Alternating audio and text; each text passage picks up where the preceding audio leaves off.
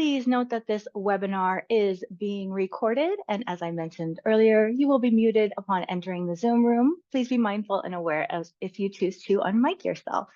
And welcome everyone to our 5th webinar in our series of trauma-informed financial education for every classroom, week 5, and we are here to talk about investing and connecting with your future self. I am so excited to bring up this topic. And with this group of people, it's so exciting to see so many familiar faces. Thank you so much. It's an honor to have you continue with us for these last 5 weeks. And we'll go ahead and get started by talking briefly about our housekeeping items. If you have not yet, please sign in with your name and school or district in the chat. That is the first step in getting you the clock hours you deserve for attending this webinar. And these slides and resources will be available to you after the presentation. And Linda Revitzer, our program specialist, is going to tell you just a bit about that and receiving your clock hours. Linda. Thanks, Amy. Hi, everyone. I'm seeing a lot of returning people, so you probably already know this, but for anyone else that is joining us, each session is worth 1.5 clock hours. And as people have registered in Alchemer, I've been moving people to PD Enroller. And then tomorrow, I will go through as everybody that has signed in. So if you haven't done so yet, go ahead and put your name and district or organization in the chat. And we'll use that as a sign-in sheet. And then tomorrow when I take attendance, then you will get your clock hours as soon as you go in and complete the evaluation. And as Amy mentioned, we're going to have the resources and PowerPoints available in PD Enroller as well. Awesome. Thank you so much, Linda. And as always, please feel free to participate in the chat. And if you have specific questions, to drop them. Make sure we have time to circle back and answer them before the end of this webinar. As always, we will start with a land acknowledgement using this map from native-land.ca, acknowledging that our home is on native land. We acknowledge that we are on the unceded lands of the Spokane people, where I am joining you from today, and that these lands were once the major trading center for the Spokanes, as they shared at this place and welcomed other area tribes through their relations, history, trade, and ceremony. We also want to acknowledge that the land holds the spirit of the place through its knowledge, culture, and all the original peoples since time immemorial. And if during this introduction you would like to share the lands that you are joining us from, we always like to know where people are coming from across the state. Today, to briefly go over our learning objectives, we are going to look at the Washington State financial education standards related to investing. We're also going to look at some common myths related to investing that our students might have preconceived notions about. We are also going to look at how trauma and social emotional development affect the ways a person can invest in themselves. And we have our special guest from the Securities Industry and Financial Markets Association, or SIFMA Foundation, here to talk about the stock market game and other programs that bring investing into the classroom. I do want to start by saying that this will be a more trees level view of investing rather than getting down into the weeds and the twigs individually. We are going to be talking about more broad concepts rather than getting into more minutia and details. But our overarching goal here is to fill in some blanks on how you can bring this content to your students, even if you do not feel like an expert, even if you consider yourself an investing novice. There are so many fantastic resources available to bring this critical content in, and we'll be sure to hit on those as well. And this is the part of the presentation where I give you a brief overview of the Financial Education Public-Private Partnership, or FEPPP. We were established in 2004 by legislative mandate and expanded our staff in 2022. Our responsibilities, which relate to our overarching goal of increasing equitable, high-quality financial education for our K-12 public school students in Washington State. And those responsibilities include reviewing financial education instructional materials like curriculum and lessons, putting those resources sorted and organized to the best of our ability on our website, FEPPP.org, providing professional development like the one you're attending right now and in-person training opportunities at no cost. We are also facilitating an exciting grant opportunity this year, a non-competitive grant opportunity to increase access to financial education professional development. If that is something you're interested in, I highly recommend you check out our website. And if you have been in any of the 4 previous sessions, you may have seen this slide before. It is the research-based impacts of financial education from Dr. Carly Urban, who is a leading researcher out of Montana State University on the impacts of financial education across the country. And we see a lot of really great positive benefits and outcomes for students who participate in financial education, which you see here on the screen in front of you.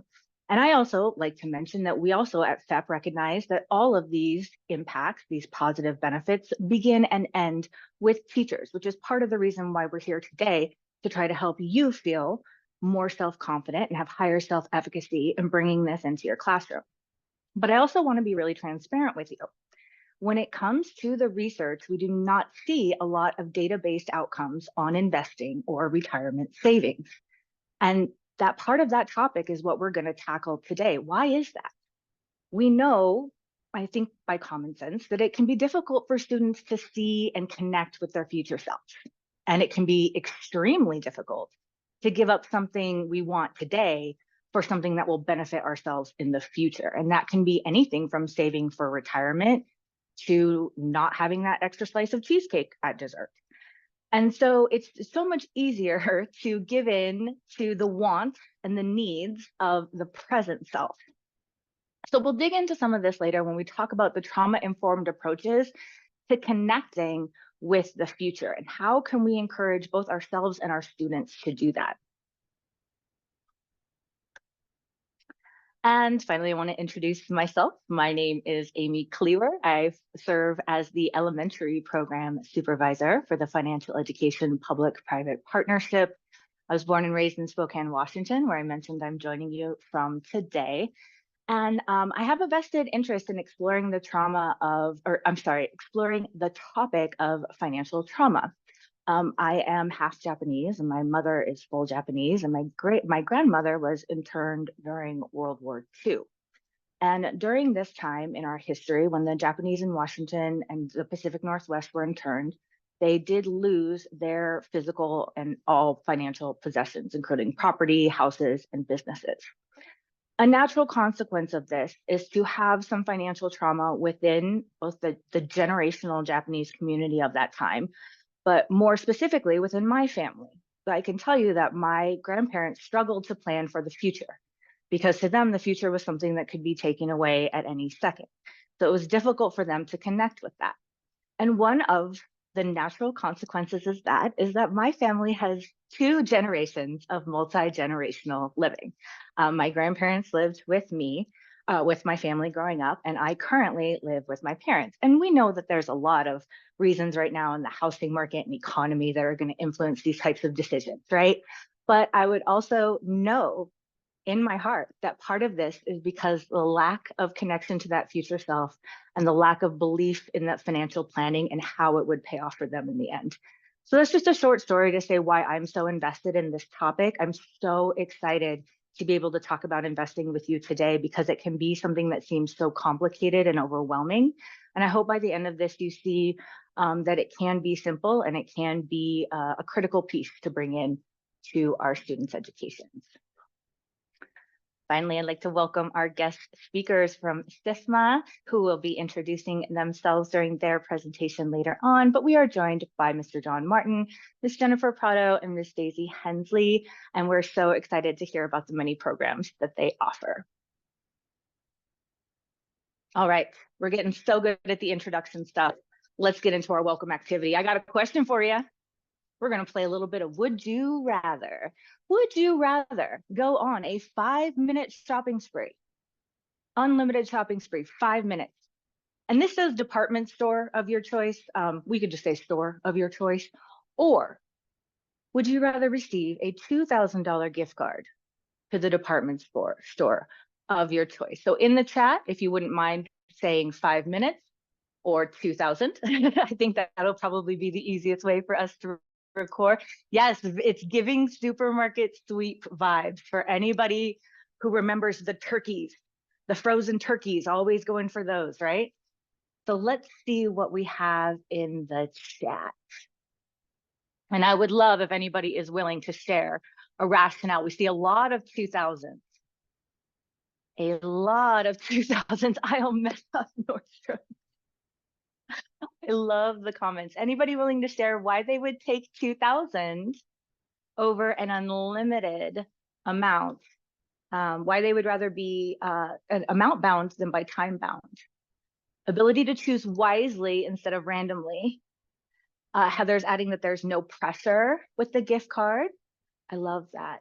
And then Stacy adds that you can choose what you want instead of grabbing random goods. Oh, input by a partner. Love that, Rainey. Thank you. In 5 minutes, you can grab a couple of tech items easily worth more than $2,000. This is very true. Am I the only one who thought of a jewelry store here? Is that just me? Have I been too influenced by the American gymnast sparkly costumes these last couple of weeks? Okay, so now, thank you. So what I'm seeing overwhelmingly is avoiding that pressure and those impulse decisions and having time to make an informed decision. And I love this, but now I have to ask you, do you think your students would give you the same answer? I'm seeing Brenda shake her head right now. No. And I would agree. Excuse me. Looking back and thinking about both my 5th and 7th grade students, I absolutely agree with what Minnie and Karen are writing in the chat. They would most likely choose the shopping spree. And there could be a lot of reasons behind that, you know, for students being able to have 5 unlimited minutes with their lived experience doesn't seem maybe so intimidating. That energy level is easier for them. But for us, I know many adults, we want to have consideration. We want to make these dollars count more, right? So I would really encourage this would you rather with your students. It can be a great discussion, debate, evaluating your point of view versus theirs. And then some would be afraid to make the wrong choice. And I think that that's absolutely true. You wouldn't want to go into an experience like this and then walk out with regret. But with this, would you rather? I don't know that there's a wrong option. And that's why I love it as a discussion starter on personal finance in the classroom. All right, so let's get started. Thank you so much for your participation in that. So let's go ahead and get started and talk about just some common myths about investing, thinking about putting yourself in your student's shoes. There might be some preconceived notions about the stock market and about investing that they have that we can pretty easily dispel. So let's just go through a couple of those. The first might be that investing is only for the wealthy. Investing is only for the rich. Either it's too complicated or too expensive, perhaps, to consider investing if you are not already wealthy. And first of all, this just isn't factually true. Multiple studies show that more than half of Americans invest in equities. The Federal Reserve's most recent 2019 survey found 53%. A different Gallup poll in April 2002 found 58%, almost 60%. So the stock market is widely accessible to the masses. It is not only a tool for the quote unquote wealthy or elite. And back in the day, when we used to have to go through stockbrokers, this might have been a truth. So this could be a notion that maybe someone heard from a parent, but just with the emergence of financial tech or fintech and these apps that allow us to invest with the push of a button, it has opened up access to many more Americans. Many of these apps or programs have low investment minimums, meaning you don't need to start with $1,000. You can start as low as $50. They have no or low account fees, but it is still incredibly important that they're researching and evaluating apps for their pros and cons. remembering that if the app is free, their information is the product. That is the first thing we always want them to remember, right? Any free app is not doing it out of the generosity of their heart. So let's look at Robinhood, for example, because I think a lot of kids have that name recognition because of the whole GameStop scenario, right? Robinhood, some of the pros, it'll offer commission-free stocks and EFT trades. It has a really highly rated user-friendly interface, and it offers one free stock after you link a bank account. Obviously, there's some limitations there, right?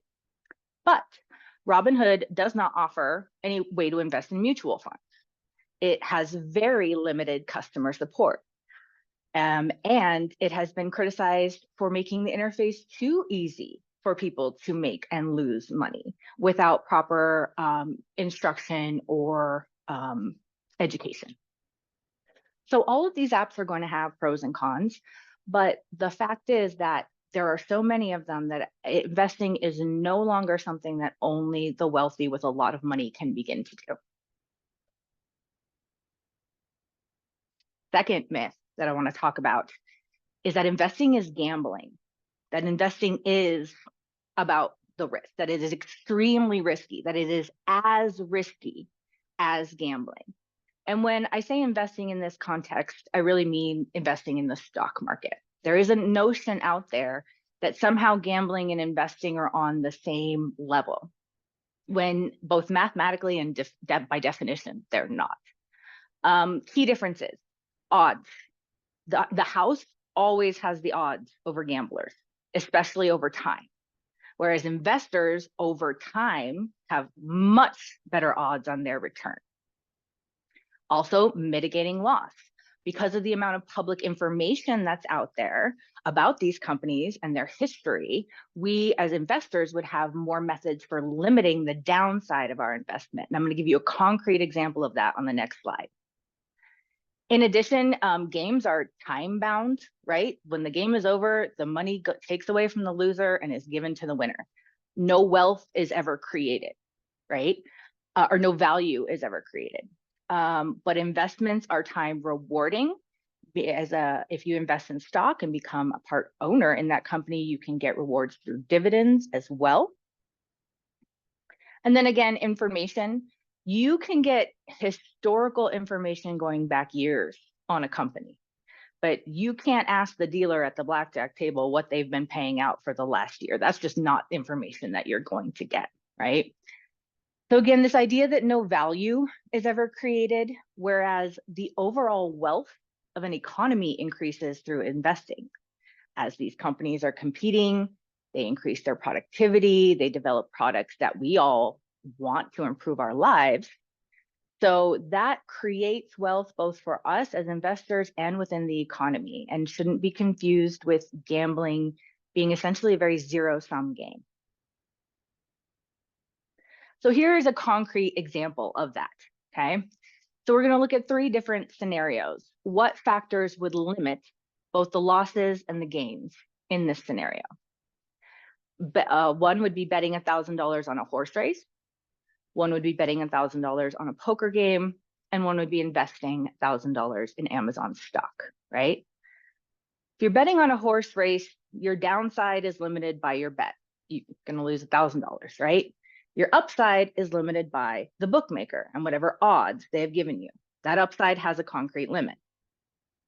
Same thing with a poker game. You're limited by your bet as your downside. You're going to lose $1,000 worst case scenario.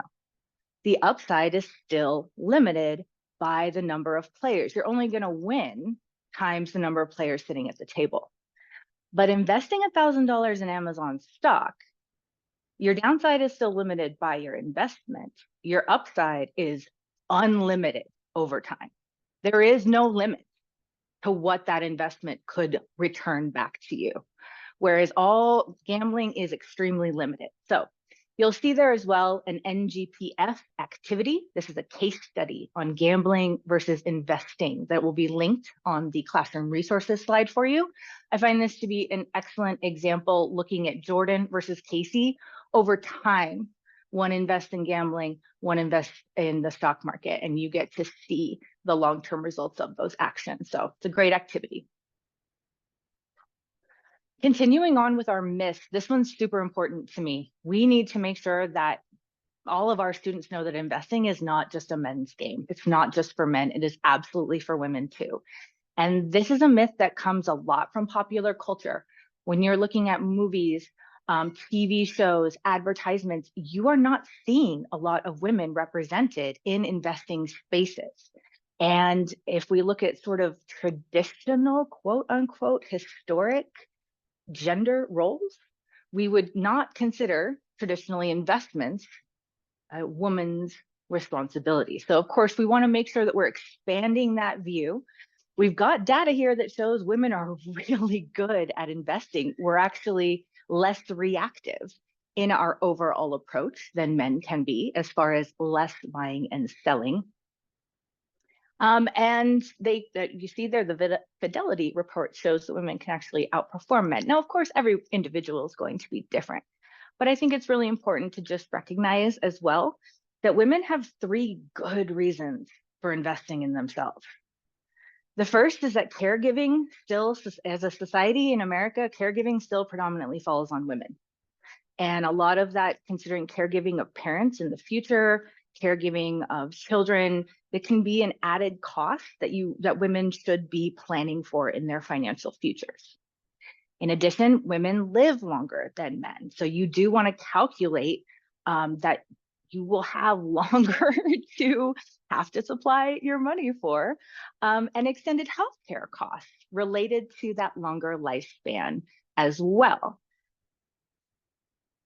So just an interesting note, and as far as teaching for equity, we always want to make sure we're noting that everybody, regardless of gender, age, race, can be a fantastic investor. Fourth myth I want to touch on is that investing is about beating the market, that all investing is like Wolf of Wall Street day trading, right? That it's this super fast paced, I'm down and I'm screaming and I'm doing this, and it's all about what I can make in one day and timing it and beating that market. And those who try to catch a falling knife only get hurt. I've come across that quote when it comes to stock, where about trying to catch that stock at its lowest possible point, just sure it's going to shoot back up again, going for the highest risk, highest reward. And that is a type of trading. It is a trading style, but we wouldn't necessarily define that as investing, because the key purpose in the definition, the key part of the definition of investing is that you're purchasing these securities to hold them for an extended period of time, right? You're also, as an investor, considering things like diversification, not putting all of your eggs in one basket, so to speak. You're considering the power of compounding interest. Maybe not taking out everything that you make, but reinvesting it and continuing to grow the pile. And you're considering the risk return trade-off over time, not just trying to get, as a day trader would, the absolute highest amount within one day, but considering, while I'm younger, I can have a higher risk tolerance. When I'm older, I might have a lower risk tolerance, and adapting that strategy over time rather than high risk, high reward in a single day. And again, this is like fighting some of just that popular culture depiction on what investing is. And the last myth we're going to touch on, because we can't talk about teaching to students without talking about TikTok, right? Or Reddit or YouTube. But we have to talk about whether TikTok is the best place to get investing advice. If you look at any study, you will see that a lot of our students are getting their primary financial advice from the internet. I believe TikTok, Reddit, and YouTube were the top 3 that we identified recently. It goes under the hashtag Fin Talk, like finance talk, or stock talk. And like any part of the internet, it can perpetuate financial myths, scams, and misleading information. Obviously, this is not a new phenomenon, but right now it's a very popular place for these scams to be proliferating. And again, in so many different contexts, this is a truth. This is just another place we want our kids to apply it. Likes and views do not equal validity or truth, right? I really like this quote from a Forbes article. The best financial advice is the kind that's tailored to your life. It's unlikely that's going to be contained in a 60-second video. So that's just something we want our kids to recognize. But I'm also going to say this. Another myth is that it's the absolute worst place to get investing advice, and it absolutely needs to be taken with a grain of salt, right? But social media is providing access to financial advice that young people don't feel like they've ever experienced before, right? 78% of millennials and Gen Z believe they have that access now, thanks in part to social media, more than perhaps their parents or grandparents would have. So, like so many things, it's about validating trust, but verify, right? So what I've done is list 3 influencers that you can find on both Instagram and TikTok. Can you tell I don't have this app? TikTok. That you can find. They also have YouTube channels. They were featured in this Forbes article on the future of TikTok impacting a generation's financial literacy. They are as legitimate as you can get as far as influencers go. I hope that that part makes sense. These are people that I would recommend that I follow Her First 100K and Your Rich BFF. They have fantastic videos. They're very relatable to me as a younger woman. So is TikTok the place we want them getting their primary financial advice? No. Is it an absolute disaster for youth financial literacy? I wouldn't say that either. It's about finding the balance, making sure that you're verifying who is trustworthy, and diversifying, again, not putting all your eggs in one basket, but diversifying where our students are getting their information from as well. Trust but verify. I really like that when it comes to the internet, right? Of course we would love to be trusting, but it's very important that our students learn to verify identities and information. All right, perfect. We are going right on time here. So now I'm going to briefly talk about standards. And when I say briefly, I mean briefly, because these investing standards will feel like a quicksand if you are not really confident or familiar with some of the terminology. But let's just talk about what it means to teach investing in Washington State according to the standards. There are 4 substandards under the competency of investing. Explaining how investing can build wealth and help meet financial goals, and that's the standard we're going to focus on today. Looking at investment alternatives, demonstrating how to buy and sell investments. These are some standards that you will notice when our friends from SIFMA and the stock market game start speaking as well. These are standards that they will absolutely touch with some of their programs as well. So, foundational knowledge. You will notice that I will label these standards as foundational, intermediate, and then skills level knowledge. That is because we need to start where our students are. This is our first key to a trauma-informed approach. If you need to teach about investing, but your kids cannot define stocks and bonds, this is where we have to start. It doesn't matter if they're 12th graders. And calling it like a 4th grade standard, I don't think really helps anybody. So we're going to identify the foundational knowledge here, which is defining a stock and a bond, and understanding that they're different. And also understanding that saving is different than investing, right? They are both planning for a longer term financial goal. But one part of this that I think is really important is the concept of almost locking up money. That money is not touchable the way, or as easily accessible the way a savings account is. So that lack of access, that inability to really touch that money or access it whenever you want without penalty, that's an important part of this investing understanding. In the same way, we're introduced to certificates of deposit, right? So I think that's a great stepping stone to getting into talks about stocks and bonds, because with a CD, again, that money is quote unquote locked up. it is put away. We are not accessible for it. So as far as progression goes, I think you can make a good pathway from CDs to bonds to stocks in that way. You also want students to begin identifying that there's a good reasons to invest. 3 main reasons why we say investing works and can be more beneficial than savings. Your money grows over time with no work, right? We're not putting in any additional work to make the money grow. It's growing on its own. The rate of return, as far as our interest, will be higher historically than with a savings account. And we want to try when we can to counteract inflation. The idea that our dollar buys less over time. We counteract that by increasing our investments. When it comes to this, there's a lot of social emotional work, I think, involved in this topic. So I looked at self-management, where if you can identify the positive and negative consequences of your actions and pause before acting. That's that being able to pause before we reach into the savings account, before we empty the CD, before the maturity date, and saying, wait, there are consequences to this. I'm actually more invested in my financial goal than I am in the right now. The other thing would be self-efficacy, right? Our young learners want to know that in the midst of challenges, when they're creating a goal and tracking progress towards that goal, that whole experience is a learning experience. There might be stumbles, there may be falls, right?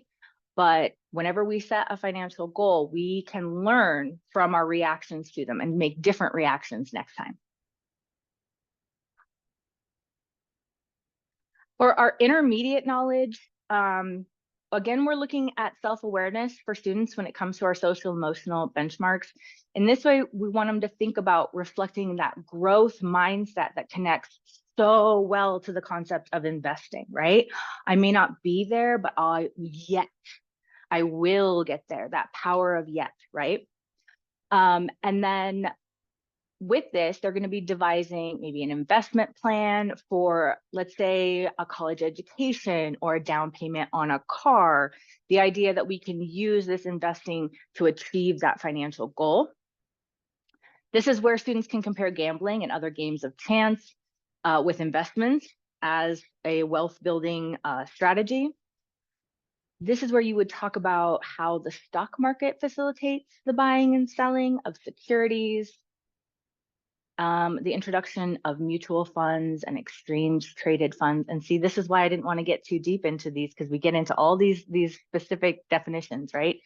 But they can explain and describe how, in general, what is the process of buying and selling these stocks or mutual fund shares or EFT shares? Like, how does that work? Do you have to go to an office and fill out a piece of paper? Like, no, that's not how it really works anymore.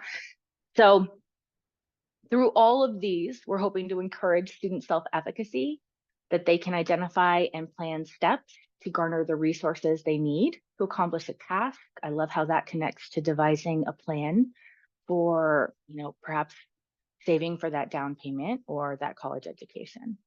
And again, learning and applying strategies to help achieve goals in that financial context. Oops. Mastery knowledge. Sorry about the flips there. Okay.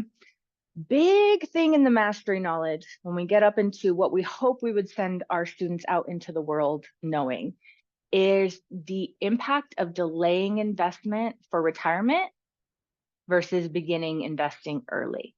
I think we've all heard start early, save often as a best practice. Even if it's a tiny amount, put it away over time and it will grow. We're going to circle back to that because some of our special populations or students who have experienced trauma may struggle specifically with that. Okay. We also, I think it's so important to talk about employer-sponsored retirement savings when they are older and able to. Some of our students are already working and generating income. If they have the ability to sign up for one, how much of a benefit it can be for them in the future.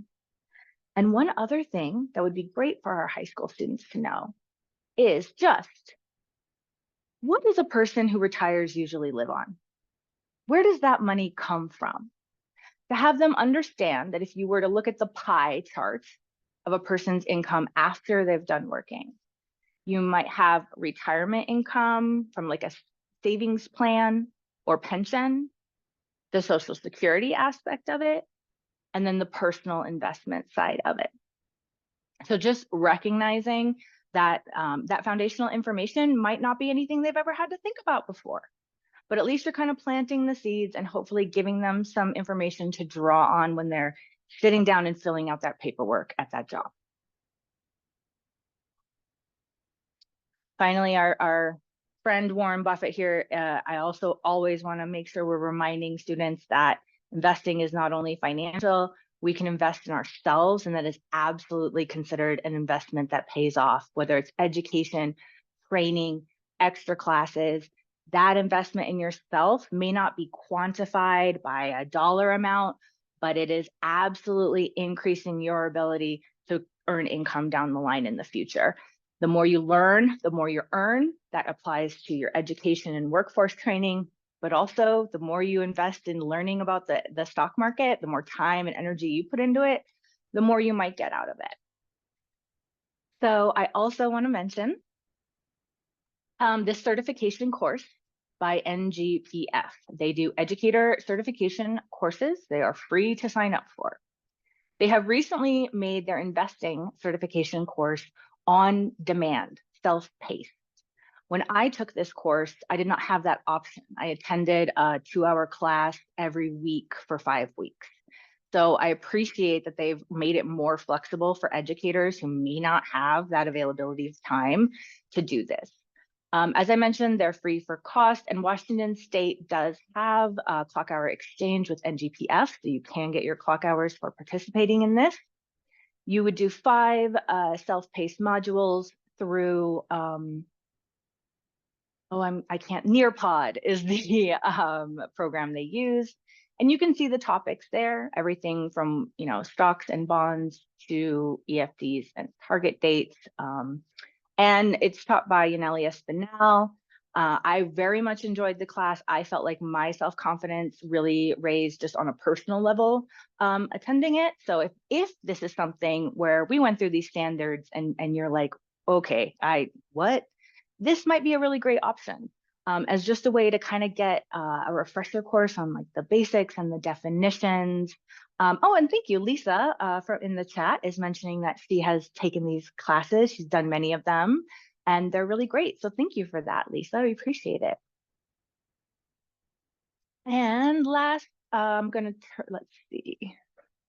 Yeah, I'm going to mention one more resource here that we have linked in the PowerPoint. This is from investor.gov. This is actually from the SEC, our U.S. Securities and Exchange Commission. They have a saving and investing booklet for students that includes 3 keys to financial success: making a financial plan, creating a budget, and starting saving and investing as soon as you've paid off your debts. And so this is a really fantastic, just almost like I would call it almost a cheat sheet resource if you're looking for a quick read to refresh your overall knowledge, or for students who are at grade level and just looking for a refresher. This would be a fantastic resource as well. Okay, so I've got just a couple minutes before I turn it over to our friends at SIFMA. So we're going to talk now briefly about your future self and connecting to your future self. So I have one more would you rather question for everyone to kick off this section of our webinar today. Would you rather have a penny that doubles in value every day for 1 month, or $1 million right now? So I see penny or double penny, or you can just write million if you want in the chat. And I have tax-free. Great question. Tax-free. Yes, we'll say tax-free. I love it. Awesome. Some people are definitely going for the penny. I see for sure from Elijah. Some people are going for the $1 million. And when we're looking at this question, there's usually 2 things that whether teachers or students are going to get caught up on. Ooh, let's bring it back. For those of you Who answered, would your students give the same answer as you? Again, same question as before. Do you think your students would give the same answer? And again, we're seeing some no's pop up in the chat. Okay, so what would kids maybe get hung up on? The idea of 1 penny versus 1 million, right? See, so many people understand the kids would more likely to take the million now, right? Yes, thank you, Bruce, for pointing out. A lot of high school kids have seen this. I know it's a popular math kind of question. So we have 1 penny versus 1 million. Immediately, you kind of hear that. We think, how is it possible that a penny could ever outvalue a million? If you're thinking of your, greater than, less than, it's not possible. The second thing is, someone mentioned it in the chat, that immediacy. Something now is so much more appealing. Yes, thank you, Philip. 30 days is a long way to wait, right? So when we talk about investing early and starting early and often, I think this is kind of what we're keying in on. So many of you, I think, have seen this. If you compound and double a penny every day for 30 days, by day 30, you have over $5.3 million, right? That's just the glorious math of compound interest, right? By the way, this is a fable. I didn't know this before this webinar. This is a fable that comes from India. Again, this resource is a podcast, College Investor, I believe, is linked, has a little 10-minute podcast where they tell the tale and talk about it. So I want to consider the challenges we see this $5.3 million. That sounds amazing.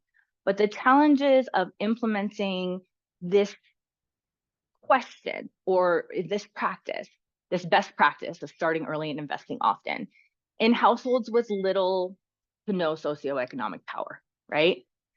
So for some of these students, your day-to-day needs are going to take priority over the investing, right? If I am unhomed, if I do not have a house now, the idea of investing versus getting my family shelter is totally not realistic, right? Also considering that for many families, they would think savings is a prerequisite to investing. If I do not have a savings account for emergencies, do I have the mental bandwidth to shift that money over for investing, right?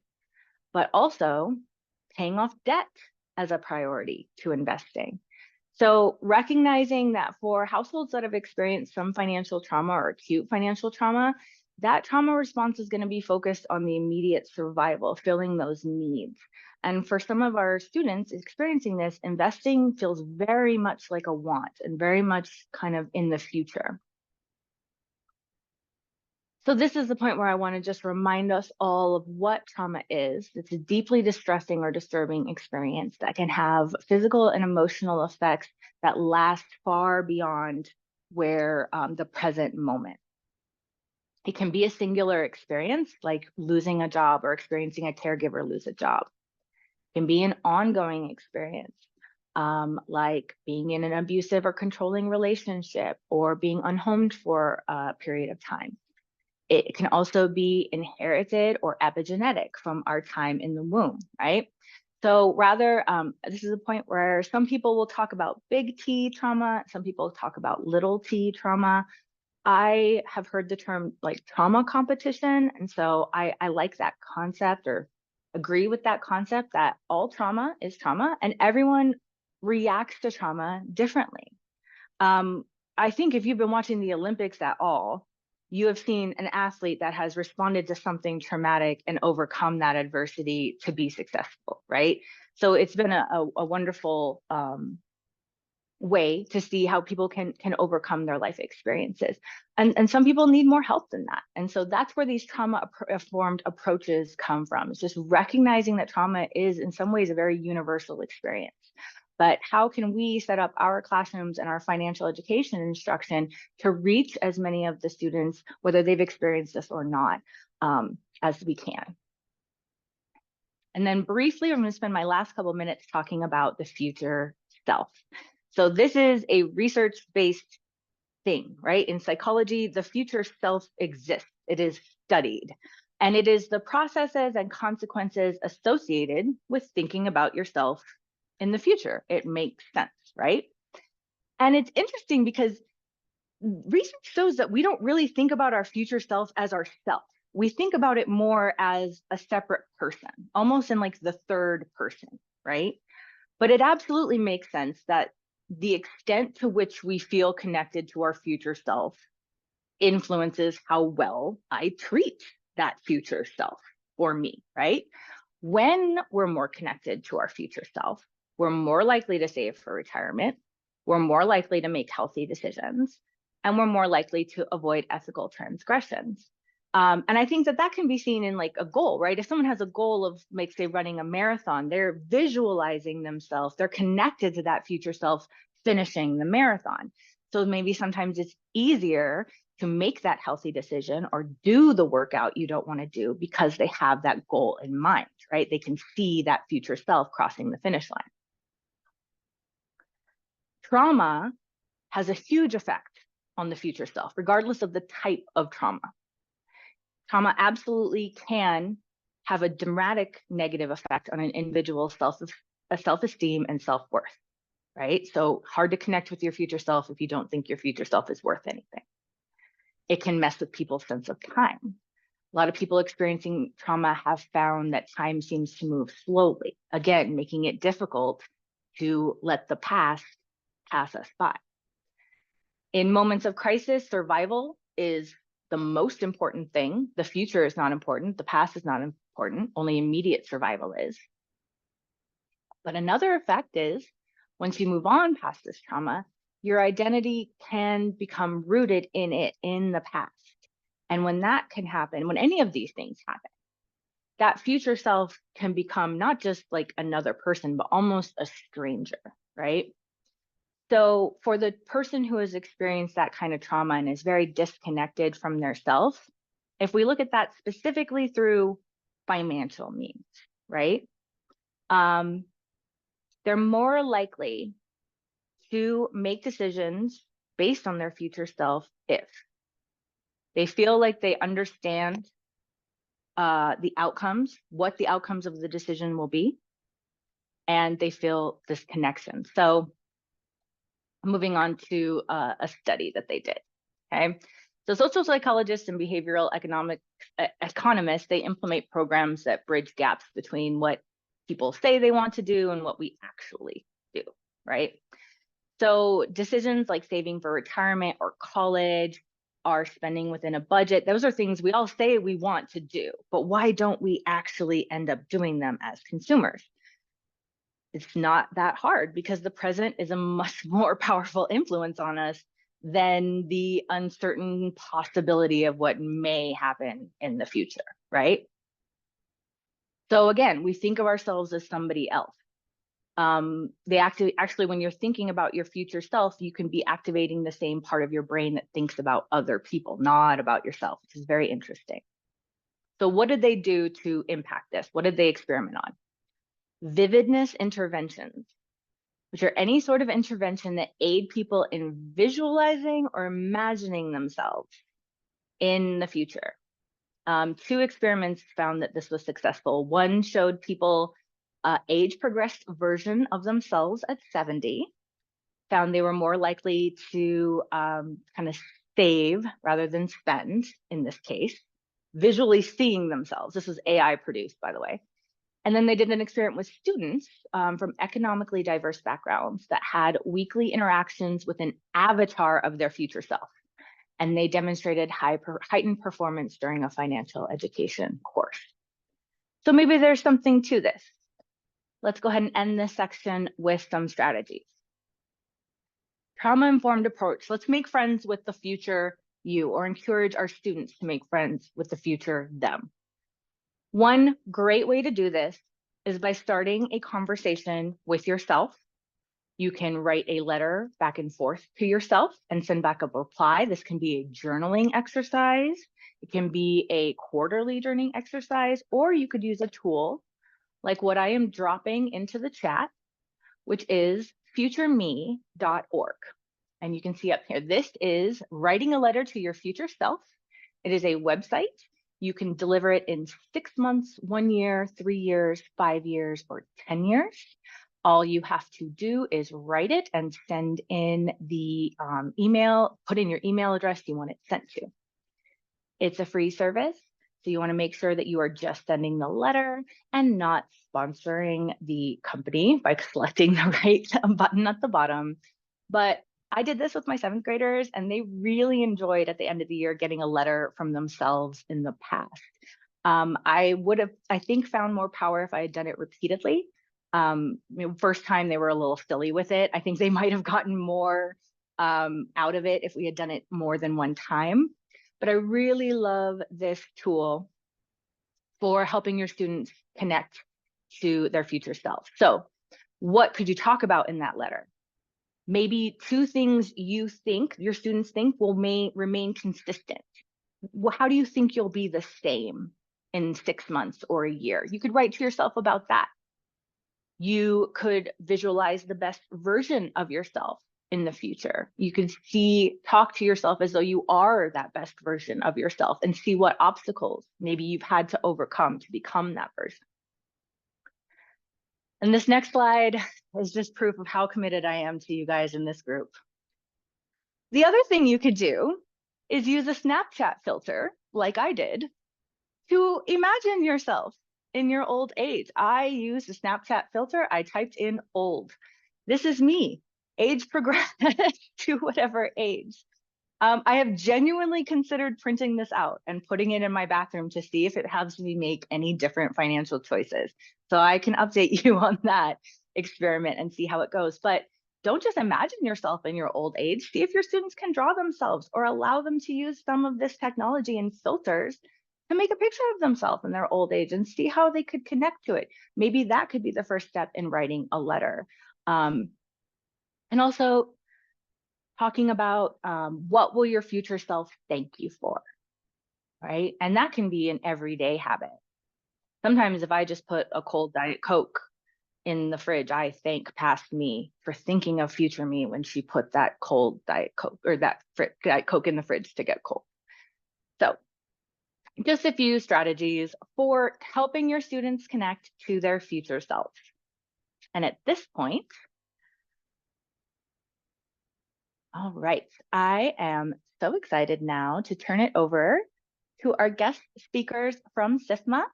As we turn it over to them, I'm going to go back and check out the chat and the Q&A and make sure that we circle back to any questions at the end. But at this point, I'm going to go ahead and turn it over to, let's see, is it going to be John or Daisy to start us off with? John will be speaking first, but I can share my slides, Amy. So fantastic. I'll go ahead and stop sharing and we'll get transitions here. Okay, perfect. Thank you.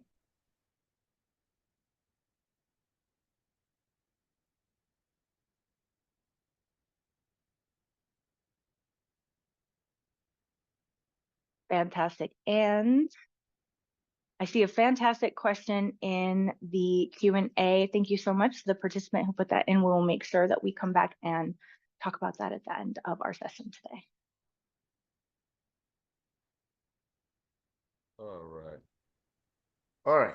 So thank you so much, Amy, for your amazing presentation. And we're so happy to be here. And thank you, Daisy, for sharing the screen. Hopefully this doesn't get too complicated. But I also want to say my future self thanks my current self for spending Monday evening with you all. I know this will be a great time. So happy to be joining you from New York City, in the sweltering heat. So we'll go ahead and get started. Just to lay it out for you, I'm going to briefly tell you who the SIFMA Foundation is. I know it's a kind of a funny name, but you know, trust me, we actually do great work, and I think you'll be able to really utilize our programs. So I'm going to talk about some of the work we do, and specifically the stock market game and how it works.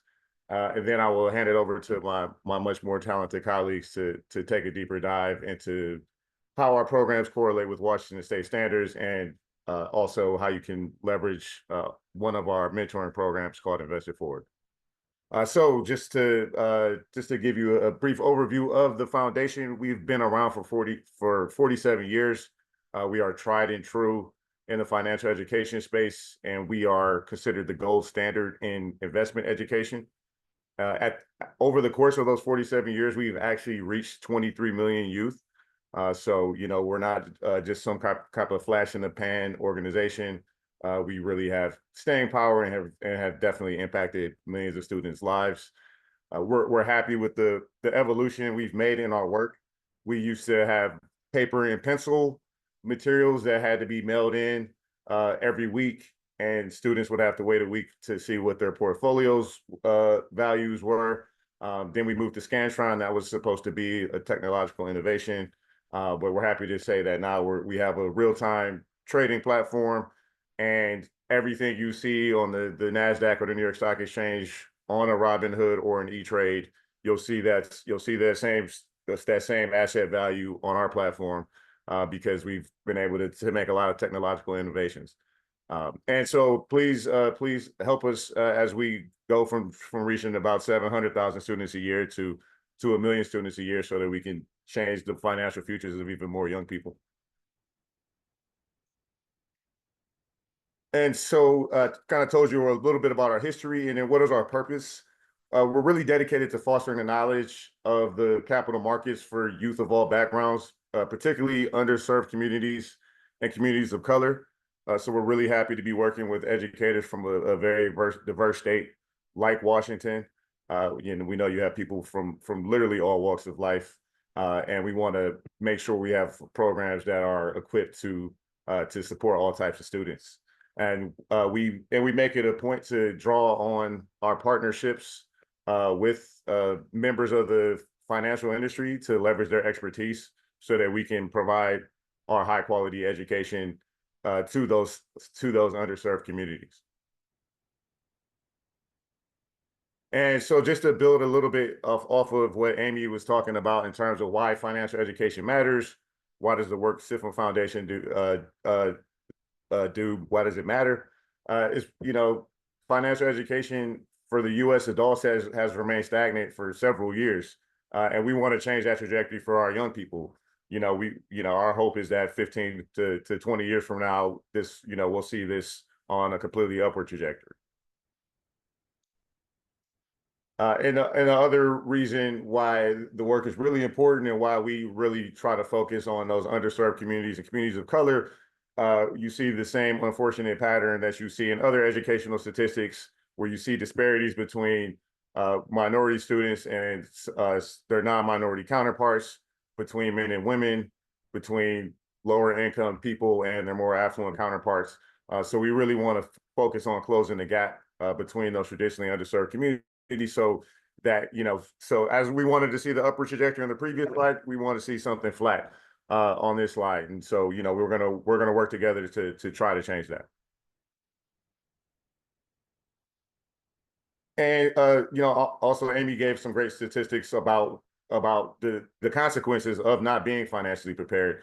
And so just to further illustrate that point, you can see that people who are more financially literate are more likely to be saving in terms of like immediate emergencies, as well as planning for retirement. And so like the literacy, is important to our future selves. We owe that to our future selves again to bring that thing back home. And so we want to make sure young people understand the importance of thinking ahead and not just thinking in the here and now when it comes to financial planning and financial capability. I know those are some kind of somber stats and data. One positive trend we have seen in the last several years, particularly in the last 3 years, we've seen state after state begin to pass legislation to begin to at least offer a standalone personal finance course to young people. So we all should be encouraged by that, but we all have to work to make sure that there's high quality programming and resources that are incorporated into these courses to ensure that the students aren't just going to a course to check a box for a state policy, but they're actually getting high quality content to make sure that they're actually prepared to change their financial futures. but with that, we still do see this disparities in terms of who are actually offered these personal finance courses. So there are those disparities between students of color and low income students and their more affluent counterparts when it comes down to who's offered. But organizations like the SIFMA Foundation and Next Gen, who Amy mentioned earlier in the presentation, and some other financial education organizations are working diligently to try to ensure all 50 states offer these personal finance courses and that every single child in America has access to them.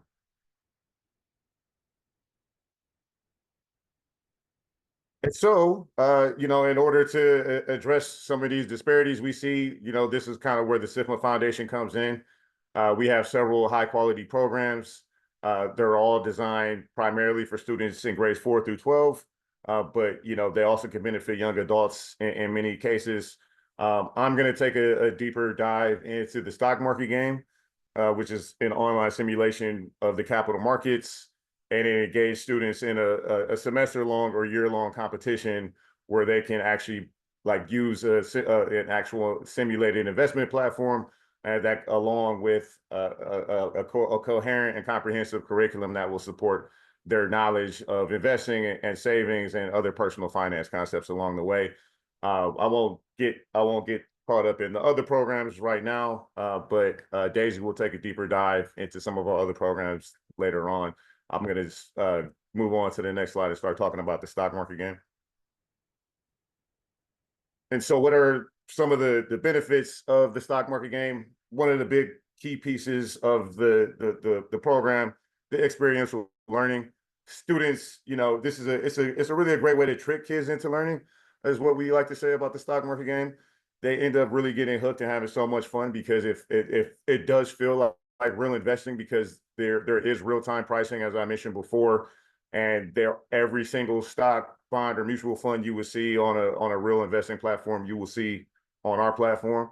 And so students really get to, I think the biggest thing you have to caution them about is that it's not a real $100,000, but there's always gonna be at least one kid who asks that. But the fact that they get this large sum of money and get to actually make some significant investments and see what actually happens over the course of time is really powerful for them. It really gets them engaged in that process. So that's I think a key component of why the program could benefit students from all those age groups. The other key pieces for you as educators, I know personal finance in general and investing in specifically can be intimidating if you don't have much personal experience in those fields, and so you might not feel as comfortable teaching those concepts. But for the stock market game, you need absolutely no financial experience whatsoever. We do have a curriculum that's completely written for you that contains videos and activities, and we also have professional development sessions, webinars, mentor teachers, and countless other supports to make sure to make sure you're not alone as you go through the implementation process. So don't have any fears or concerns if you don't have any experience specifically in the investment arena and are kind of intimidated. This will be a walk in the park for you. And something my colleague Jen is going to talk about very shortly. It's our programs are mapped to state standards. So there's a huge educational component of the stock market game. It's not just something that you do for fun, even though it is fun, and it's kind of a win-win for students from that standpoint, and for educators from that standpoint, because educators enjoy teaching it. They know the lessons are beneficial to students, and the students have fun and they're learning along the way as well. And then finally, one other aspect of the program I want to highlight is that it encourages awareness of current events. Students do a great deal of research in order to go through the program. We have a news feed within the platform so the students can constantly see what the trends are from a macroeconomic standpoint, as well as in terms of what individual companies are doing up for that current day, and how that's going to impact the broader market. And so how does the stock market game work? You students can be in groups of 1 to 5. They'll manage that $100,000 portfolio, like I mentioned. We provide you with the curriculum, as I mentioned before, and everything that you need is online in a space called the Teacher Support Center, which we'll show you on the next slide.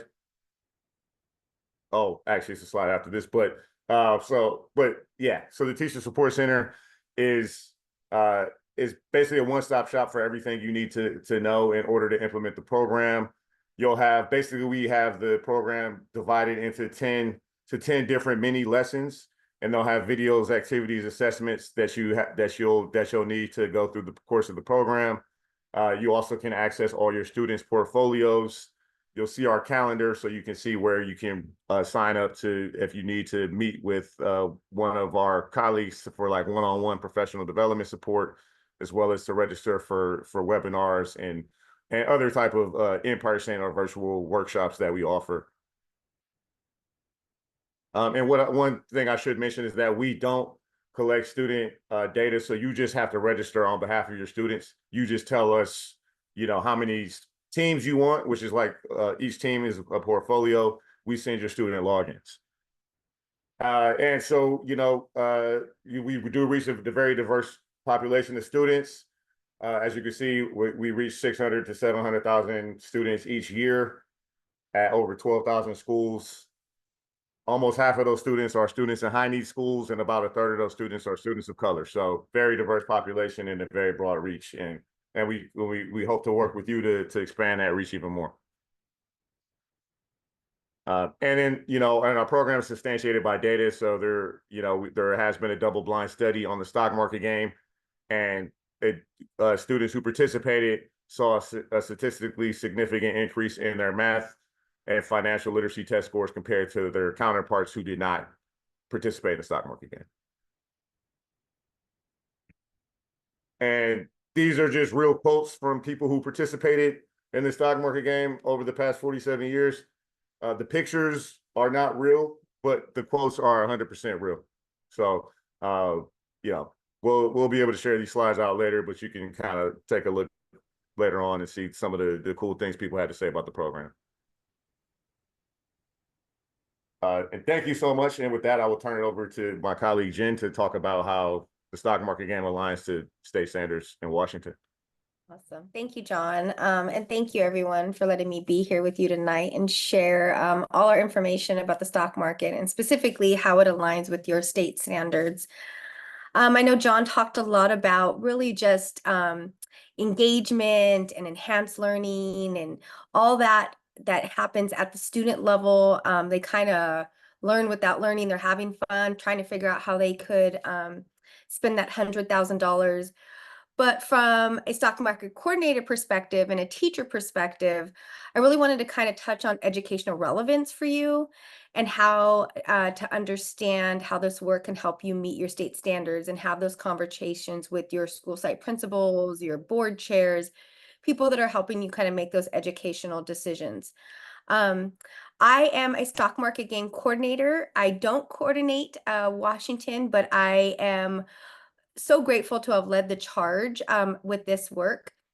It was a labor of love. So about 18 months ago, we decided to take all the state standards across the United States and align them with our stock market game essential syllabus. Daisy, I'm sorry, are you moving the slides? My apologies. Should I have done All right, that? I think it got stuck. 1 second. It's okay. Sorry about Okay, that. there we go. There we go. Thank you. So what we did is I'll show you this in just a second. We took what we call our essential syllabus, and those are those essential lessons that you can use in implementing the stock market game, from introducing what is a stock, what's a ticker, what's a company, down to diversification and bonds. And so we really kind of do some scaffolding with those lessons. But we took that series of lessons and videos, activities, learning outcomes, and we aligned it with every state's standard. And Washington was one that I had the honor of doing. We looked at standards across the board in many different disciplines and subject areas. And we looked at specifically math, ELA, personal finance, economics, and even CTE, career technical education. Some states had more applicable standards than others. I will tell you, I chatted with John when we first talked about doing this presentation. I said, you know, Washington's really good because they have grade level personal finance standards. So I see Amy over there shaking her head like and clapping. You guys should be really proud of that. I did this for all states, and I can tell you that was not what the case was in many other states. So this work that tells you the relevance and how important it is to you. And the stock market game, specifically me as a coordinator and as an educator, really want to help you meet the specific educational standards and meet those learning objectives set forth by the state. This is just a screenshot of that essential syllabus that I mentioned. That is kind of where this work starts. So I wanted just to point that out for you in that teacher support center. Daisy, if you go to the next slide, I kind of broke that down a little bit more specifically by session so you can see the introduction instructional video. Right below that, you will see that activity for the student to do, and then breakout activities to enhance instruction. And that is available for you. And that specifically, that meat of that lesson is what I aligned with with the standards. So wanted just to highlight that for you. Excuse me. Where this lives, normally you could go on the stock market the stock market game teacher support center and access your standards directly. We are doing an upload in preparation for the fall school year, so please excuse me if you get excited and go tonight. It's not up there, but I do have some stuff you can take away that allows you to align with that. Daisy, if you go to the next slide, what it will look like is this is a screenshot of the teacher support center standard correlation. It's by state, so you'd obviously click on your state, and then it will have some filtering ability for you through standards for career ready practice, personal finance. Maybe you're an economics teacher and you want to just see social studies under that umbrella, so you can do some filtering on what works for you and what you need. And then you can see on the yellow box at the corner, it is aligned to the essential syllabus sessions. So if you're trying to meet investing, or if you're trying to talk about investing specifically, it's going to then take you to the lessons 3, 4, and 5 that focus really heavily on investing. So that's how you're able to kind of check off that box and hit that bucket of standards. Again, it's very subjective, so I will always say it helps you get to meeting that standard. It doesn't always cover the whole standard. That's my disclaimer as an educator and as a stock market game coordinator. So please use wisdom when you're using that you might need to not just use this resource alone, but it will get you very close to by implementing this series of lessons. So I wanted to share that with you. What I'm going to also drop in the chat right now, and give me a second because it might take me a minute to grab it. But this is a screenshot of the work that was done for these 18 months. So we took those essential lessons and we, again, crosswalked it. And in the chat that I just put right now, and please tell me if you are not able to open it. I confirmed for sure. I think that it was open to everybody. This is kind of the back end version of that spreadsheet. I'm sorry, this is the back-end version of what you would see on that website. But if you needed to know what standards align today, you're able to log on quickly and get access to this. This has your standards correlated for elementary, middle, and high for all the disciplines. And so you can see the tabs at the bottom are available for you to reference. And so we thought that would be a really good tool if you're considering implementing the stock market game and how you can utilize that work. So that is all I have. I'm going to say that I will leave my information in the chat. Although not your stock market game coordinator, I am here for those questions. I also will be hosting, I didn't put this on there because it's not hot off the press, but I will be hosting some standard correlation webinars this school year. If you would like to learn more about how those lessons kind of align with your state specifically, I'm there for specific questions you may have. I am the person to talk to if you are trying to go and convince somebody at your school site, your district, why the stock market game is helpful and how it aligns specifically to curriculum. So I'm available for those questions. And so I'm happy and willing to help anybody who has an interest. So thank you for your time, and I will pass it to my wonderful colleague, Daisy, to talk about Invest It Forward. Well, thank you, Jen, and thank you, John. My colleagues are wonderful, and they're amazing resources for everybody that is implementing stock market game all across the country. So definitely Amy will follow up with our contact information and other resources along with this slide deck. I know that we're coming up on some time, Amy, so I'll keep my section brief.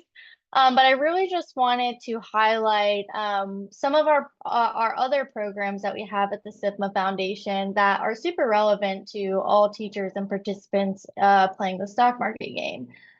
So I'm the volunteer programs manager here at the SIFMA Foundation. And so what my role looks like is I get to manage our Invest It Forward program. And so this program is really a skills-based volunteer program that connects stock market game classrooms with volunteers across the country. So we really partner with SIFMA member firms. So those are corporate companies like Morgan Stanley, like JP Morgan, you know, Edward Jones, Bank of America. And we partner with them to meet, you know, their community engagement goals. And we source volunteers from those companies to engage with classrooms playing the stock market game. My slides are sticking, of course. Trying to go to the next slide. So what do these volunteers do, and why are they relevant to stock market game? So basically, we have all of these volunteers, these financial professionals that are very passionate about giving back to their communities. They need a place to go to find people like yourselves that are teaching financial education and personal finance. So really what Invest It Forward as a program does is it creates a platform where we can connect these volunteers to classrooms. So it really does provide a culminating experience for stock market games. So, you know, throughout the semester, you'll be teaching all of your students about different personal finance concepts, about investing topics, about the capital markets. And, you know, kids sometimes they like to hear what's going on in class, but they also love to hear from people that are not their teachers as well. So part of my job is to find those lovely volunteers that have the expertise in the field, that have the experience in the finance industry to really expose your students to this industry. So volunteers come into your classroom and they can share information about their career paths, about their personal journeys in the industry. And they also are able to utilize resources from the SIFMA Foundation to talk about different concepts related to stock market game. So while we don't expect our volunteers to go over the ins and outs of the stock market game, so, you know, they may not come into your classroom and teach your students, you know, how to make a trade within the stock market game platform. Really what their role is to go over, you know, what is a stock, what is a bond, and how do I work with this in my everyday life? And, you know, even sometimes we have teachers that come in and they want to volunteer at first to come in and talk about stocks and bonds. But then once they get to know the volunteer, they're saying, you know, my high school students, my elementary school students, they just want to know what does an accountant do? Like, what does a VP of communications do in finance? They just want to know what your everyday looks like. They want to be able to interact with people that are, you know, in careers that they maybe have never been exposed to before. And then also through our program, we also like to partner with our firms. And as John mentioned, thousands of schools across the country to host field trips at firms and also at schools themselves. So those look like more, you know, career panels or maybe more personalized events that we do in partnership with different firms across the country. And so I did mention earlier, you know, our volunteers, as well as yourselves, you have access to different lesson topics that align with stock market game curriculum that my colleagues mentioned. Through Invest It Forward, we give our volunteers access to different slide decks that they're able to use within the classroom. So as I said, these cover basic topics like, you know, what are capital markets? When should I buy, sell, or hold? And then, you know, what is the stock? And so I just wanted to provide a little bit of background on, you know, what does the program look like? So really what it is, it's an online platform that you as a teacher, after you get your stock market game advisor ID, so you would register for stock market game, you're up and running, you have that key ID from your state coordinator, and you go to Invest It Forward and you essentially submit a form and tell me as the program manager what you're looking for. So, you can choose from virtual volunteers as a preference, in-person volunteers, and you let us know what grade level you're teaching, what are the interests of your class. And I'm on the back end searching through our volunteer list, trying to find the best match for you.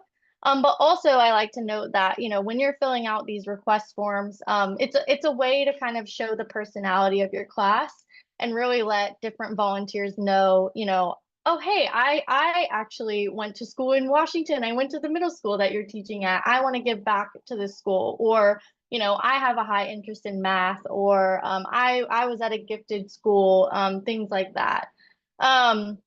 So yeah, it's a very easy process. It's all online. You just submit a quick form. It's reviewed by us, and we do all the coordinating on the back end. And then I just wanted to put a quote in here from a very recent classroom visit that we had, and it was with a 5th grade class, because I like to highlight that I think a lot of people don't see the value in having a volunteer come to their class with, especially younger students. They're like, what is my 5th grader going to talk about with, some VP at Edward Jones or at Charles Schwab? And you'd be surprised. I've been to a couple field trips, a couple classroom visits. They're usually about 45 to 60 minutes. And these kids, after playing the stock market game, they know way more than you would ever imagine. So I just wanted to leave you here with, a quote talking about how much the class enjoyed having a volunteer through our program, and that they actually hope to have the volunteer back again, which happens fairly frequently. So I just wanted to make sure to show that there's lots of positive reviews going into this program. And then that's it for Invest It Forward. But I did just want to leave you all here with mentioning a couple other programs that you all can use as teachers as well. So the first one is our Stock Market Game Summer Boot Camp.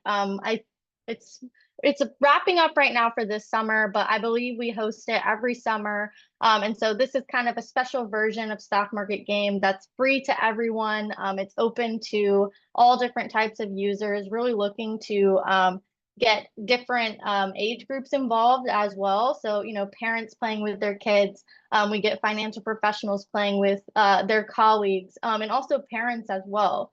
Or teachers themselves. I've had a couple of teachers over the summer reach out to me and say that they were using Stock Market Game Bootcamp to prepare themselves for the semester in the school year. And really what makes this unique is that we just developed some autonomous learning videos to where you can kind of do self-paced curriculum and guide yourself through the different concepts associated with the program. And then lastly, I wanted to mention Stock Market Game SMG Invest Quest. So this is a free tool that we launched, I think, either last year or maybe a year and a half ago. So basically, this is kind of a mini version of Stock Market Game available to all people. So it's essentially a 30-minute simulation designed to really focus on those long-term investing skills and really give you a glimpse of what investing looks like over a simulated 5-year investment period. But with that, that's pretty much the SIFMA Foundation. So we covered a lot of topics, and I'll make sure that Amy has this presentation to send out afterwards.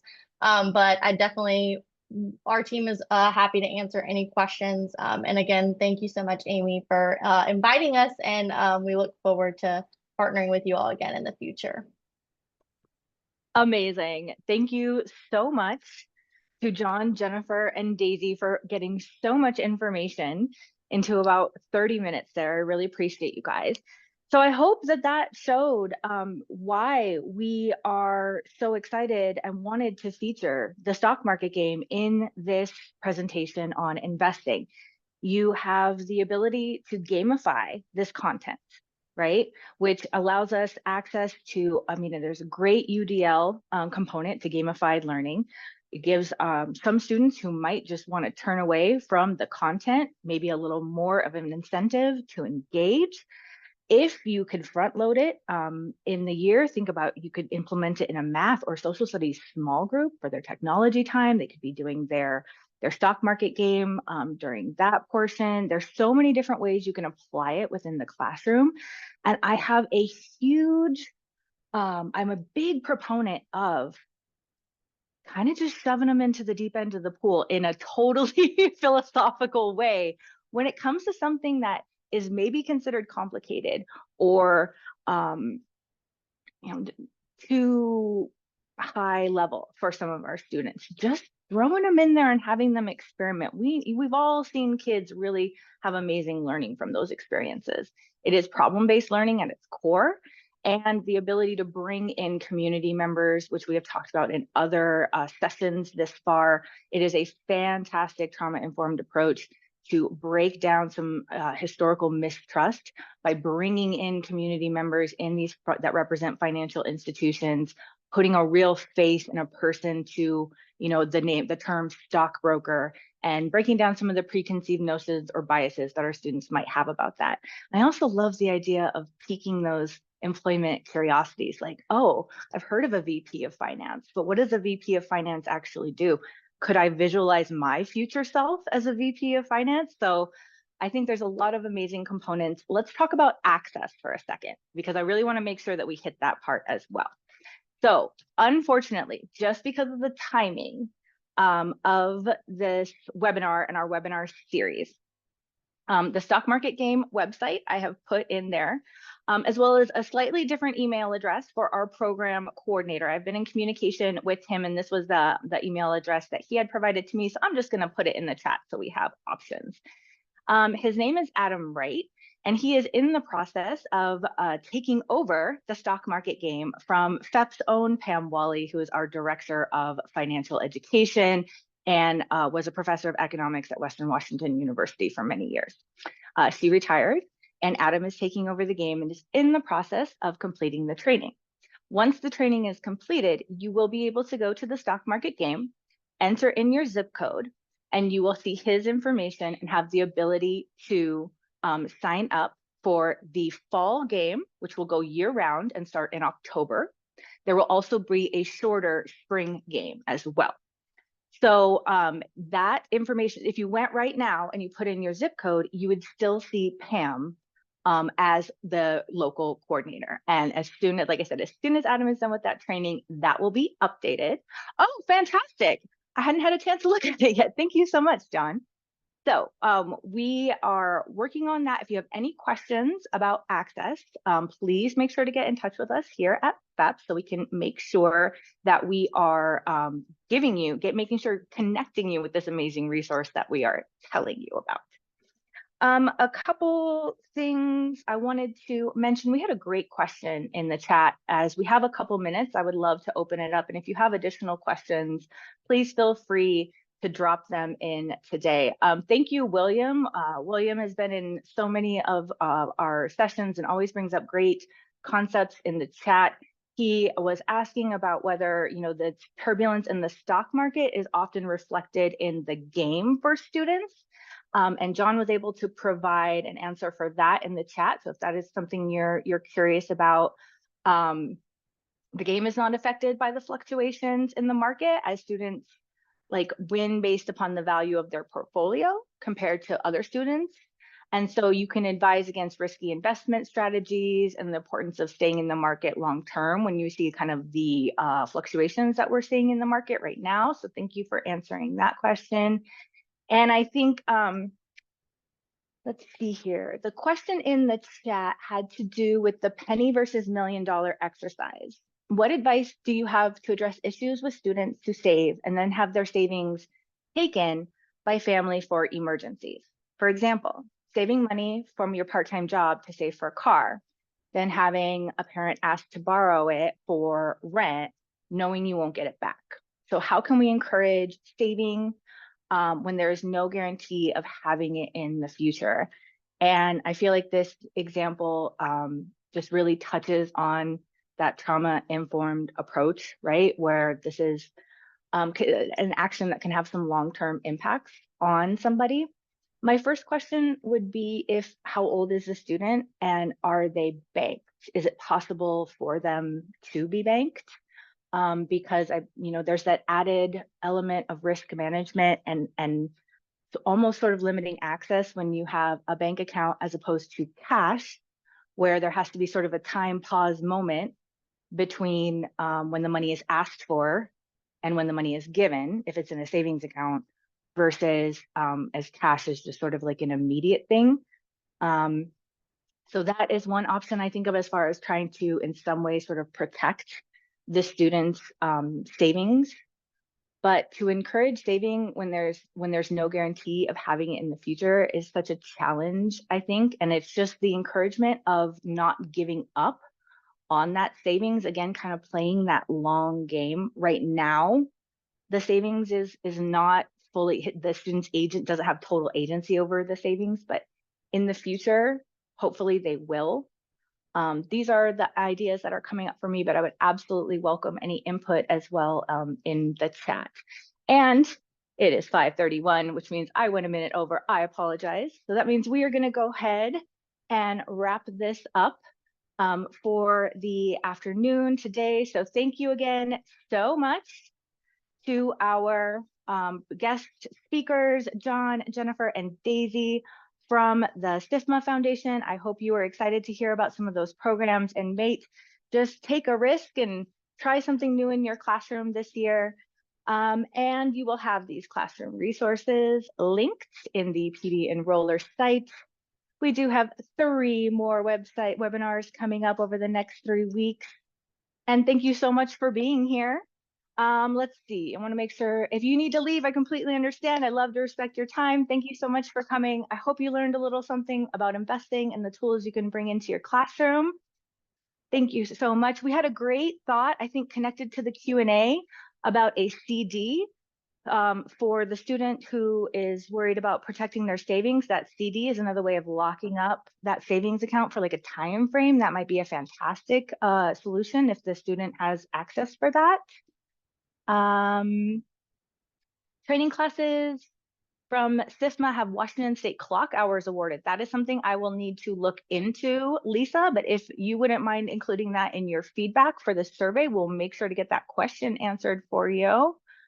All right, and thank you so much for all your positive feedback in the chat. We appreciate you and you being here, and I hope to see you next week when we talk about getting banked.